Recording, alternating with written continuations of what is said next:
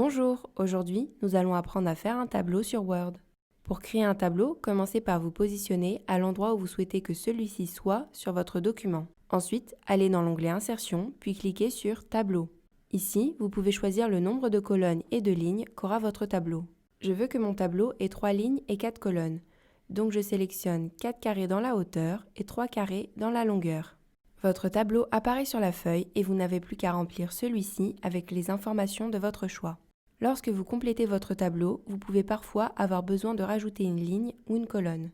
Pour ce faire, allez dans l'onglet Mise en page qui est apparu avec la création du tableau et vous choisissez ici d'insérer une colonne à gauche ou à droite de votre cellule ou une ligne au-dessus ou en dessous de votre cellule. Pour ma part, je souhaite ajouter une ligne en dessous, donc je clique ici. Dans ce tableau, les bordures sont standards, mais vous pouvez les modifier. Dans ce menu déroulant, vous pouvez choisir le type de bordure qui vous intéresse et dans celui-ci leur épaisseur. Ensuite, avec le pinceau qui apparaît, cliquez sur les bordures dont vous souhaitez modifier le style pour que les modifications s'appliquent.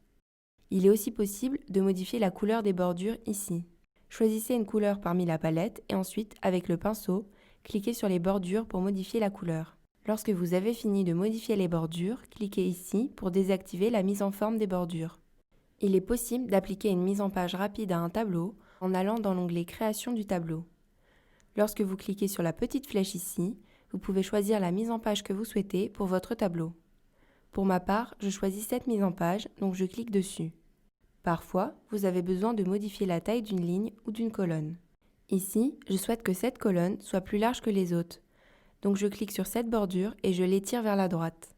Il faut faire attention car si je sélectionne une bordure interne au tableau comme celle-ci, je risque de rétrécir une colonne en agrandissant une autre. Lorsque vous rédigez des informations dans un tableau, celles-ci se placent automatiquement en haut à gauche des cellules. Cependant, vous pouvez modifier le placement du texte en sélectionnant le tableau et en allant dans cet onglet Mise en page. Ici, vous pouvez choisir le placement de votre texte. Pour ma part, je veux que mon texte soit au centre des cellules, donc je clique sur cette icône. Afin de ne pas perdre de place dans votre document, vous pouvez ajuster automatiquement la largeur des colonnes à votre texte en cliquant sur la petite flèche ici, puis en choisissant Ajustement automatique du contenu. Maintenant, nous allons voir comment fusionner les cellules. Commencez par sélectionner les cellules du tableau que vous souhaitez fusionner. Puis allez dans l'onglet Mise en page ici et cliquez sur Fusionner les cellules. Ainsi, on peut voir que ces deux cellules se sont fusionnées.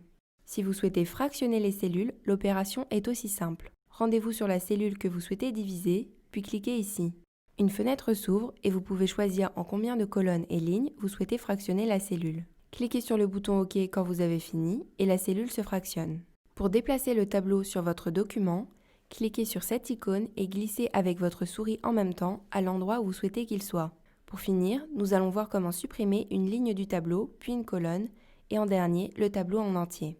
Pour supprimer une ligne, positionnez-vous sur celle que vous souhaitez faire disparaître. Puis, dans l'onglet Mise en page, cliquez sur la petite flèche à côté de Supprimer et choisissez Supprimer les lignes.